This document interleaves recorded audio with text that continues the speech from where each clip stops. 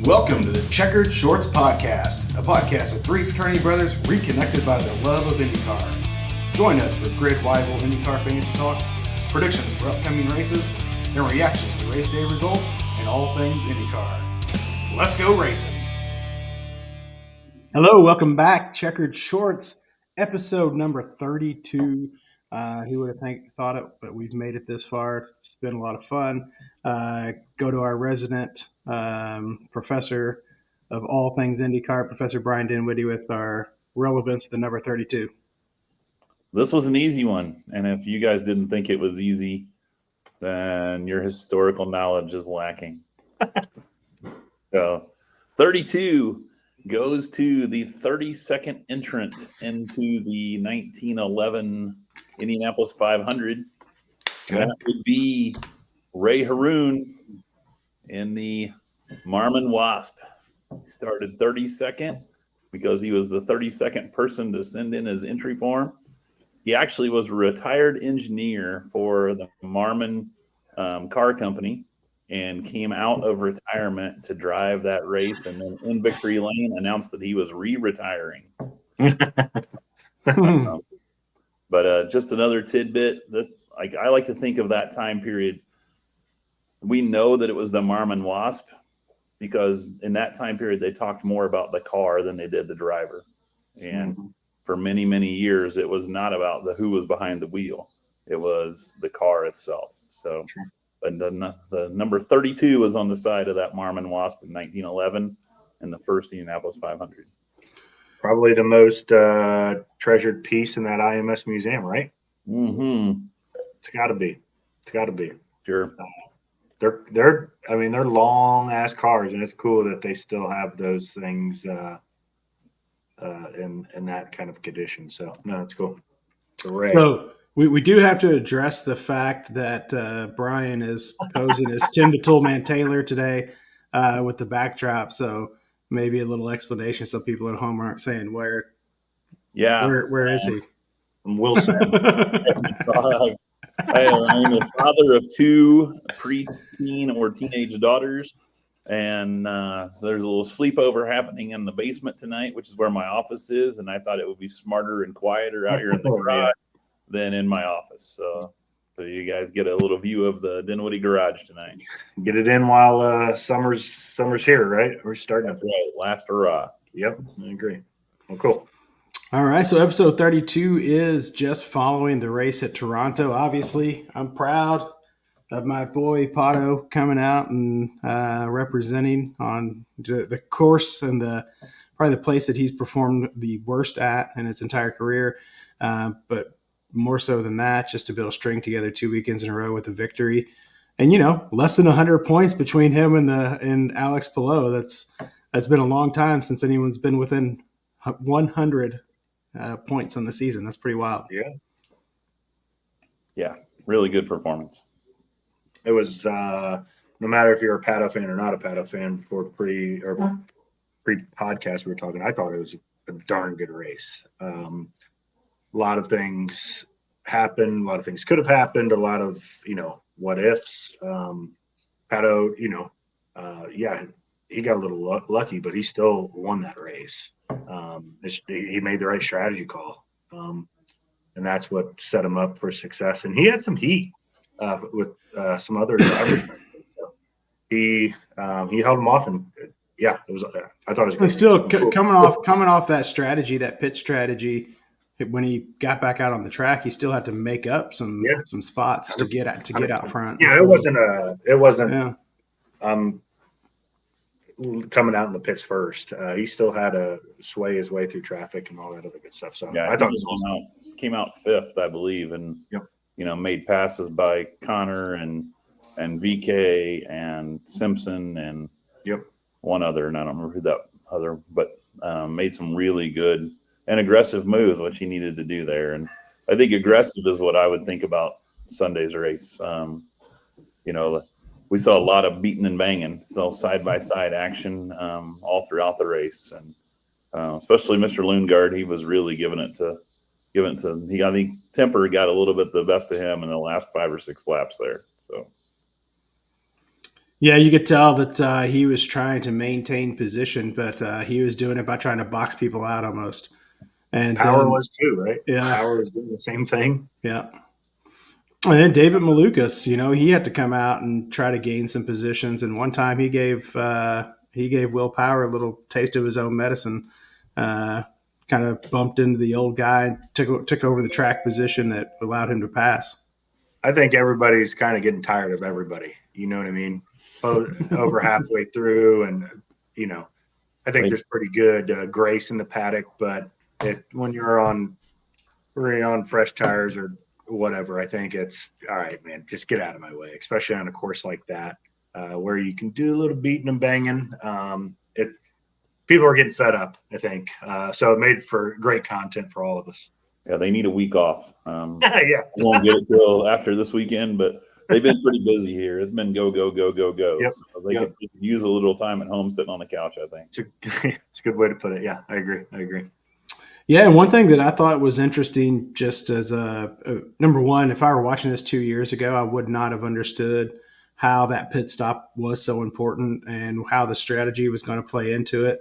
And so they did a better job, at least maybe I have a better understanding as well, but did a good job on the broadcast explaining what was happening in real time and what would have to happen for Dixon and Pelot to be on the right strategy. And I thought they did a pretty good job explaining that, where previous in the season, sometimes they fumbled the way through it. Yeah, how interesting is that the two guys that rarely make mistakes, especially from a strategy standpoint, we're on the wrong side this time. Yeah.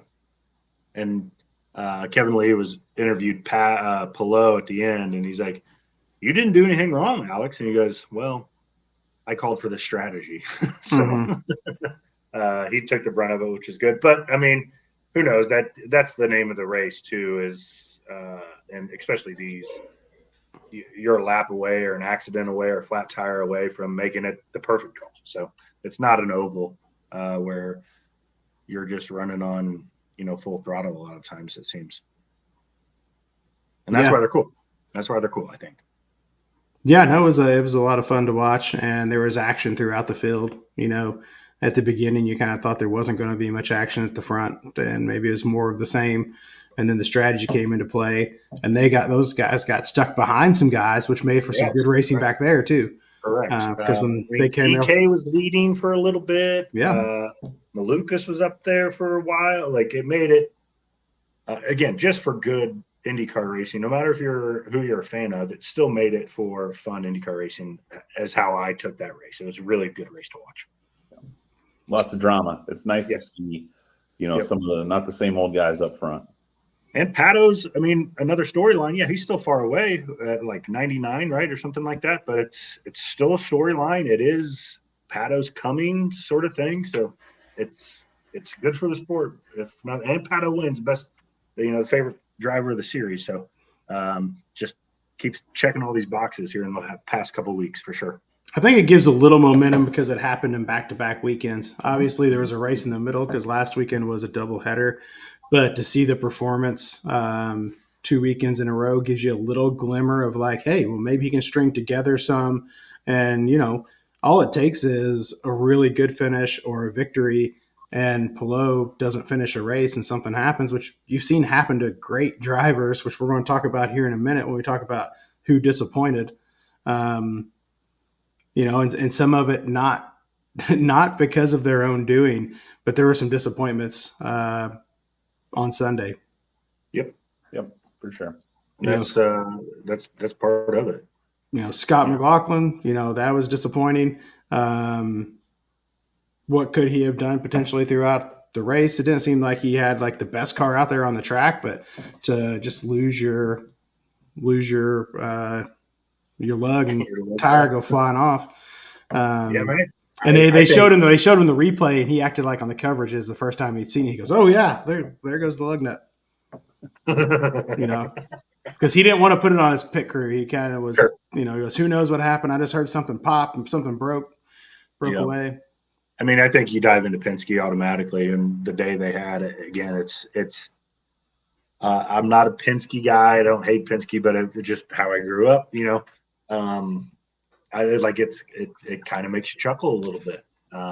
These guys are supposed to be good. Newgarden got wrong place, wrong time, but you're running 14th at that time. Strategy or no strategy, man, you can't be running with Jacob Abel. You just can't. Yeah, that's exactly right. If you don't want to get caught up in stuff, stay out of the back of the pack. Yes. Scotty Mack, we'll dive into that one, but and then Will Power, again,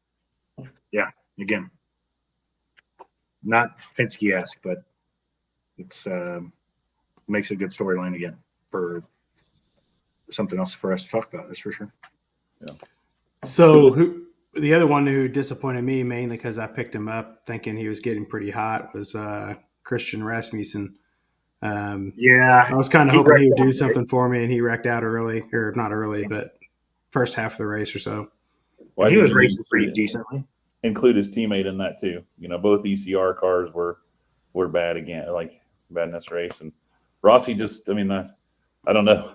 I don't buy that the wall just jumped out and got him, but he obviously scraped that wall and took him out of the race. So he just made a mistake as a driver.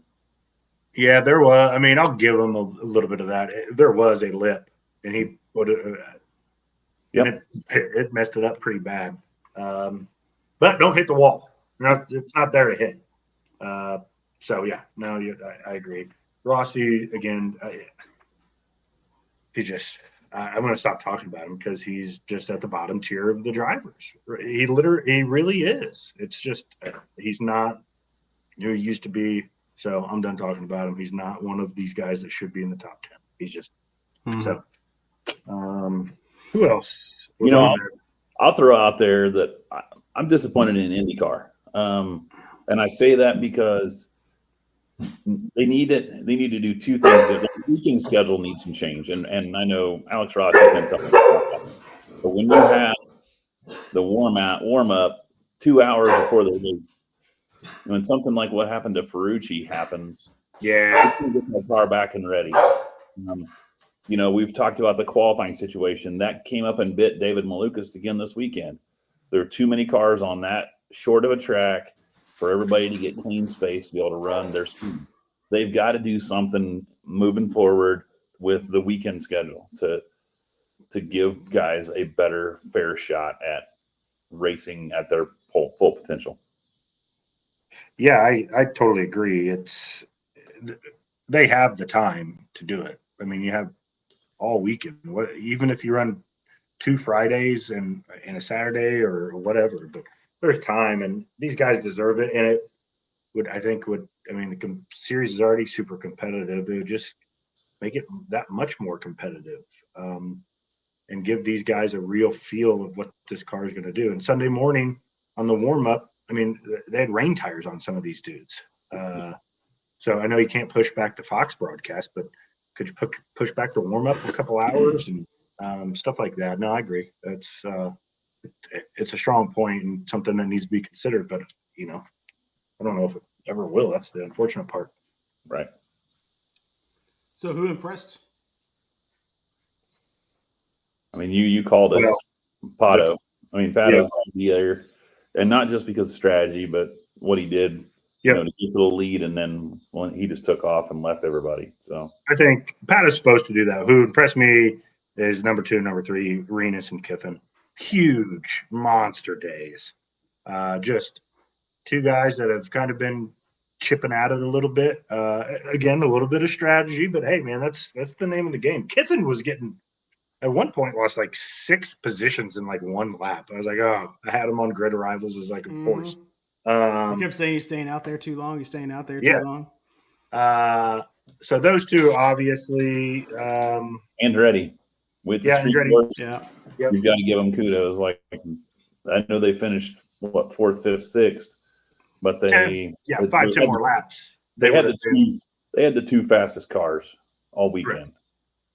Yeah, 5 more laps, 10 more laps. Not saying they would have got to Pato, but they probably would have beat Venus and. So quick question. I was watching and I got a little worried whenever Arenas had like twice as much push to pass as Pato had. And I'm thinking to myself, okay, how does that impact the race? Is this going to give him more opportunity to overtake? Is there a difference between that push to pass on an oval compared to a street or road course? Was there not a long enough straightaway for it to have an impact? Because he challenged for a minute, but then eventually, Pato ended up several seconds ahead of him. Yeah, I think it comes down to on as small and short as that track is, there aren't the long straightaways. I think where push to pass really comes in is on those permanent road courses like what's coming next weekend. Yeah. You've got those long sweeping turns. You've got big long straightaways that you can really use that. Because it takes, I don't know, that it might take 10 seconds, 20 seconds for you to be able to use that again.